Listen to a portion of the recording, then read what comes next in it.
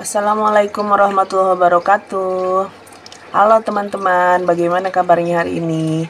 Mudah-mudahan kita semua selalu ada dalam lindungan Allah Subhanahu wa Ta'ala. Amin ya Rabbal 'Alamin.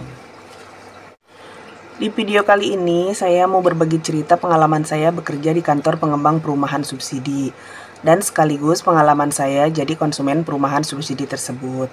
Jadi ceritanya sekitar 2 tahun saya bekerja, alhamdulillah ada kesempatan saya mengambil satu unit di perum tersebut. Dan sampai sekarang sudah berjalan sekitar kurang lebih 5 tahun cicilan. Pada dasarnya perumahan subsidi itu merupakan suatu program pemerintah yang disediakan untuk MBR ya, yaitu masyarakat berpenghasilan rendah, dengan bunga tetap sebesar 5% flat selama masa cicilan. Jadi yang dikategorikan MBR ini adalah masyarakat yang berpenghasilan maksimal 8 juta rupiah per bulan. Dan uang mukanya sekitar 5% dari harga rumah. Jadi program ini sangat membantu sekali untuk keluarga muda yang baru menikah atau yang baru punya anak satu. Daripada kita mengontrak dengan beban bulanan yang tidak terlalu jauh dengan cicilan perum subsidi, alangkah lebih baik ya mengambil perumahan subsidi saja. Tentunya dengan syarat-syarat yang sudah ditentukan oleh bank penyedia KPR-nya. Nah, persyaratannya antara lain, jadi ini ketentuan untuk mengambil KPR subsidi ya.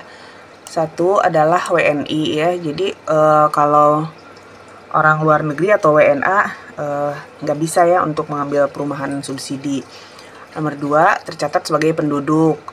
Ini artinya kita punya KTP yang legal ya, KTP elektronik yang berlaku sekarang ya atau seumur hidup. 3, belum pernah mengambil perumahan subsidi sebelumnya. Jadi kalau misalnya kita sudah pernah dulu mengambil perumahan subsidi dan kita mengajukan kembali, otomatis tidak bisa ya, sudah gugur kesempatan untuk mengambil perumahan subsidinya. 4, statusnya jelas kawin atau tidak kawin sesuai yang tertulis di KTP ya. 5, belum memiliki rumah. 6, berpenghasilan tidak melebihi batas maksimum, yaitu batas maksimumnya yang tadi disebutkan ya, yaitu 8 juta rupiah per bulan. Kalau semua persyaratan yang ditentukan sudah terpenuhi, langkah pertama yaitu mengecek riwayat atau jejak skor kredit kita di sistem layanan informasi keuangan Otoritas Jasa Keuangan atau sering kita sebut SLIK OJK. Bagaimana caranya? Nah, jadi misal kita sudah minat ya mau mengambil di Perum A, kita langsung saja datang ke kantor pemasarannya dan memberikan fotokopi KTP yang berlaku. Kalau yang single, KTP sendiri. Kalau sudah berkeluarga, KTP-nya harus lengkap suami istri. Nanti pihak pengembang yang akan mengecek KTP kita ke bank pemberi KPR. Biasanya kalau sistem tidak sedang gangguan, hari itu juga sudah keluar hasil SLIK-nya. Jadi hasilnya itu ada kualitas 1, kualitas 2, kualitas 3, kualitas 4, sampai kualitas 5. Atau call 1 sampai call 5. Jadi biasanya call 1 dan call 2 itu masih bisa diproses ya untuk KPR. Tapi kalau sudah call 3 lebih itu biasanya tidak bisa diproses, atau kalaupun bisa itu terlebih dahulu melalui proses dari pihak pengembang mengajukan ada yang namanya izin prinsip ke pihak bank penyedia KPR. Dan diterima atau tidaknya pengajuan izin prinsip itu adalah sepenuhnya wewenang dari bank penyedia KPR. Apabila hasil SLIK OJK kita bagus dan proses KPR bisa dilanjut, kita akan diminta memberikan persyaratan administrasi untuk diajukan ke bank penyedia KPR, yaitu ini persyaratannya yang harus diminta bank ini ya. 1, fotokopi KTP. 2, fotokopi kartu keluarga. 3, NPWP. 4, surat nikah kalau yang sudah menikah ya. 5, mengisi POM aplikasi kredit dan POM subsidi. Ini sudah ada biasanya di kantor developer ya, tinggal kita mengisi saja. Dan ada yang harus ditandatangani di atas materai ini, sekitar 15 lembar lah materainya. 6, menandatangani surat pemesanan rumah, ini dibikinin oleh kantor developer juga. 7, mengunduh dan mengisi data aplikasi SIKASEP PUPR, nanti biasanya dibantu oleh kantor developer juga. 8, memberikan surat keterangan dari desa tempat tinggal, itu surat keterangan belum punya rumah, ini wajib ya semua yang suami istri ataupun yang masih single, ini harus meminta surat ini dari desa. Surat keterangan belum menikah, ini yang single harus ada surat keterangannya. Surat keterangan suami tidak bekerja apabila yang sudah menikah tapi suaminya tidak bekerja ya. Harus didampingi surat keterangan dari desa itu. 9. Data pekerjaan yaitu SK pengangkatan atau keterangan kerja, slip gaji 3 bulan terakhir, dan foto tempat kerja. Ini untuk yang statusnya pegawai. Dan 10, apabila statusnya wirausaha, laporan penghasilan 3 bulan terakhir, rekening koran bank yang dimiliki 3 bulan terakhir, bebas ini banknya ya. Foto tempat usaha disertai surat keterangan usaha dari desa yang bersangkutan. Nah, ini adalah POM subsidi yang harus ditandatangani oleh konsumen ya. Di atas materai kita lihat satu-satu ya. Ini persyaratannya ya, KTP, KK yang tadi udah di atas sudah dibahas. Terus ini dokumen-dokumen KPR ya, saya contohin ya. KPR BTN aja ya. Nih, yang tadi udah saya bahas juga. Ini surat pernyataan persetujuan penyaluran KPR bersubsidi tanpa menggunakan BUM ya. Jadi kalau masalah BUM ya ada yang namanya bantuan uang muka. Bantuan uang muka itu ada dari pemerintah. Jadi untuk setiap masyarakat atau konsumen yang mengambil perumahan subsidi mendapatkan bantuan uang muka sebesar 4 juta rupiah. Jadi semuanya pasti mendapatkan bantuan itu pasti cair ya ke rekening. Tapi rata-rata jadi dalam kasusnya biasanya pihak pengembang itu banyak promo ya, yang seharusnya uang muka itu 5% dari harga rumah, misalkan dari harga 150 juta ya, sekarang 5% berarti 7,5 juta ya. Rata-rata tidak sampai segitu mengambil DP dari konsumennya. Kemungkinan cuma 2 juta atau 3 juta gitu. Jadi mereka karena ada BUM dari pemerintah sebesar 4 juta itu, ya itulah yang dimanfaatkan oleh kantor pemasaran untuk menutup kekurangan uang muka tersebut. Nah, itu untuk uraian BUM ya. Selanjutnya harus diisi juga surat pernyataan pemohon KPR bersubsidi ya. Nah, ini materai di sininya ya, ditandatangan di atas materai. Ini yang POM Kementerian PUPR-nya sama isinya. Di atas materai juga. Nah, ini surat pernyataan SPT PPH ya. Kalau yang sudah memiliki NPWP lebih dari 1 tahun berarti mereka sudah pernah melaporkan ya pajaknya ke DJP. Jadi untuk persyaratan harus dilampirkan bukti pelaporan bahwa kita sudah pernah melaporkan pajak ke DJP. Misalkan ada yang belum memiliki NPWP, banyak ya kasus seperti itu. Karena pengajuan KPR aja mereka baru mengajukan NPWP. Jadi berarti memiliki NPWP-nya kan kurang dari setahun ya. Jadi yang harus disertakan adalah surat pernyataan ini, surat pernyataan penyerahan SPT PPH ya, bahwa mereka setelah 1 tahun akan melaporkan gitu pada intinya gitu. Nah, ini berita acara serah terima rumah umum tapak ya, ditandatangani juga di atas materai. Surat pernyataan verifikasi ini semua biasanya dibantu oleh kantor developernya ya, diisi dan konsumen sih kebanyakan tinggal tanda tangan aja di atas materai. Surat pernyataan penghunian rumah umum bersubsidi, surat kuasa pendebetan dana. Jadi ini nanti untuk cicilan tiap bulan ya, didebet dari rekening. Surat pernyataan pemindah bukuan dana SBUM. Nah, ini yang tadi disebutkan ya, bahwa ada bantuan subsidi bantuan uang muka sebesar 4 juta rupiah dari pemerintah untuk masyarakat yang mengambil perumahan subsidi. Jadi ini dokumen-dokumen ini harus ditandatangan supaya nanti pas ada pencairan uang ke rekening konsumen, misalkan perumahan tersebut mengadakan promo uang muka ya, kurang dari 5%, jadi kan BUM-nya diambil oleh developer untuk menutup kekurangan uang muka. Jadi dokumen-dokumen inilah yang harus ditandatangani oleh konsumen sehingga BUM tersebut bisa langsung di debit dari rekening konsumen dan masuk ke rekening PT ya. Ini masih BUM ya. Nah ini surat pernyataan penghasilan ya, ini untuk yang karyawan. Jadi mendapatkan berapa gitu per bulannya, ditandatangan di atas materai. Yang tanda tangannya atasannya sama yang bersangkutannya.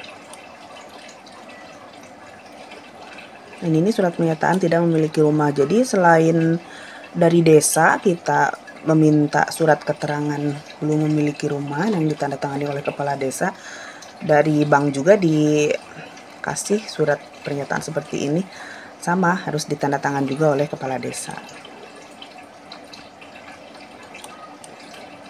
Nah, ini untuk yang wira swasta sama aja formulirnya seperti itu. Nah ini surat pernyataan sarana prasarana dan utilitas perumahan, diisi nama konsumen ya, suami istri, dan ditandatangani di atas materai juga. Surat pernyataan penyelesaian sarana prasarana dan utilitas perumahan. Kalau ini ditandatangani oleh developer ya, dalam hal ini direktur utamanya. Nah kalau ini biasanya diisi oleh developer ya. Jadi persyaratan administratif, surat bukti status hak atas tanah, jadi gitu. Kalau sudah ada, sudah terpenuhi, di checklist di kolom ya.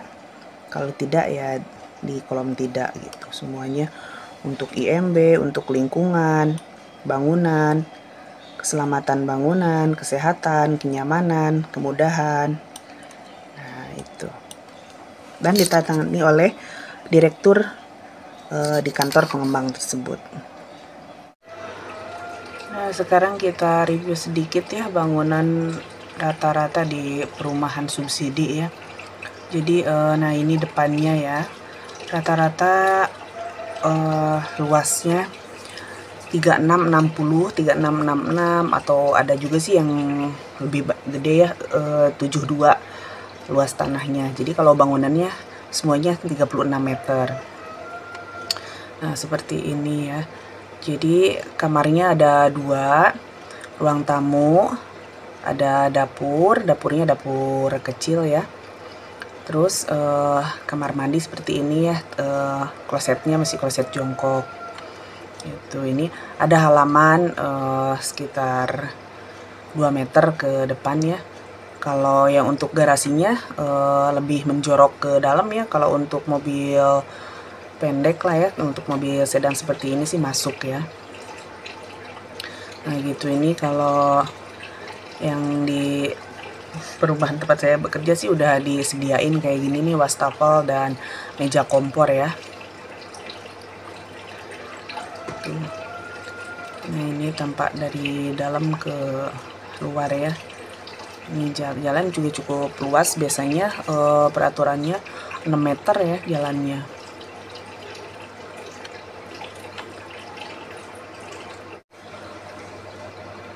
Sedikit ya saya tambahkan untuk status, di sini kan diminta fotokopi KTP dan kartu keluarga ya, ada surat nikah segala macam. Jadi saya banyak juga di kantor menemukan kasus, kadang-kadang ada yang konsumen yang mau mengajukan pengambilan rumah itu, ternyata statusnya beliau itu sudah masih statusnya sebetulnya masih menikah, tapi sudah berpisah gitu, sudah tidak serumah, dan mungkin tidak perekonomian sudah tidak berhubungan lagi, dan masalah hukum apa-apa juga sudah tidak mau tahu gitu. Tapi ternyata pas ditanya legalnya gitu dan dokumen yang dimiliki belum keluar dari pengadilannya gitu. bilangnya masih proses perceraian gitu. Jadi sebetulnya harus dibereskan dulu ya sebaiknya sebelum mengajukan, kalau mau pengajuan KPR gitu atau kredit-kredit yang lain juga pastinya sama sih. Kita harus kalau misalkan mau bercerai itu ya harus resmi dulu dari pengadilan, keluar akta cerainya, dokumennya ya yang inkrah gitu. Setelah itu ke dinas kependudukan juga, KTP-nya juga harus diganti, harus disamakan dengan legal dokumen yang kita miliki gitu. Misalkan kita sudah bercerai ya mungkin cerai hidup gitu ya, atau ada juga yang mungkin suaminya meninggal ya gitu, tapi KTP-nya juga belum diupdate juga ke Disduk gitu. Jadi harus dibetulin dulu ke Disduk, diganti statusnya menjadi cerai mati gitu kan, ada cerai hidup ada cerai mati ya gitu. Dan untuk ini pom aplikasi kredit dan pom subsidi yang tadi ya lumayan banyak, itu biasanya kalau kebanyakan sih kalau di perum-perum di daerah saya termasuk tempat saya bekerja juga biasanya semuanya dikerjakan oleh orang kantor semua gitu. Jadi kalau konsumen itu diberikan kemudahan, tinggal membaca aja, memahami dan menandatangani di atas materai gitu. Kalau materainya ya kita harus dari konsumen, tanggungan konsumen gitu. Nah ini juga surat pemesanan rumah juga dibikin ya dari kantor pemasaran, jadi konsumen tinggal menandatangani aja. Dan ini untuk si Kasep ya, ada di, kalau di Android itu di Play Store ya, aplikasi si Kasep PUPR gitu. Biasanya banyakannya sih gitu dibantu juga oleh kantor developer gitu, tinggal diisi data-datanya di depan konsumen gitu. Biasanya ada selfie juga sih sama foto KTP-nya gitu, dibantu. Setelah itu ya diisi nama perum yang mau diambil dan bank yang bersangkutan yang membantu proses KPR-nya. Setelah semuanya itu diupload dan jadi di screenshot juga jadi persyaratan gitu, harus dimasukin di berkas pengajuan KPR, dimasukin ke bank.